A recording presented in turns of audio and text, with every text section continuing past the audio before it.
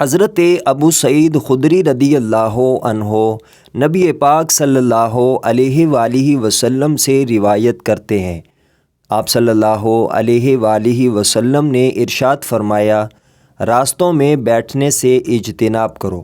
صحابہ کرام نے عرض کیا، اے اللہ کے رسول صلی اللہ علیہ وآلہ وسلم، وہاں بیٹھنا ہماری مجبوری ہے، اس کے بغیر گزارا نہیں، ہم وہاں بیٹھ کر باتیں کرتے ہیں۔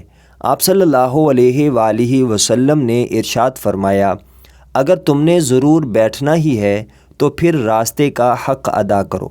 انہوں نے عرض کیا، اے اللہ کے رسول صلی اللہ علیہ وآلہ وسلم، راستے کا حق کیا ہے؟ آپ صلی اللہ علیہ وآلہ وسلم نے فرمایا، نظریں جھکانا، تکلیف نہ پہنچانا، سلام کا جواب دینا، نیکی کا حکم دینا اور برائی سے منع کرنا۔ مشکوٰۃ المصابیح حدیث نمبر 4640۔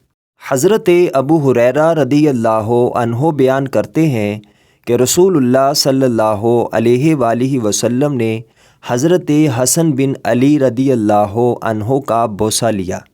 اس وقت اقرع بن حابس رضی اللہ عنہ بھی آپ کے پاس تھے۔ اقرع بن حابس رضی اللہ عنہ نے عرض کیا، میرے 10 بچے ہیں، میں نے ان میں سے کبھی کسی کا بوسہ نہیں لیا۔ رسول اللہ صلی اللہ علیہ وآلہ وسلم نے تعجب سے اس کی طرف دیکھا، پھر فرمایا، جو شخص رحم نہیں کرتا اس پر رحم نہیں کیا جاتا۔ مشکوٰۃ المصابیح حدیث نمبر 4678۔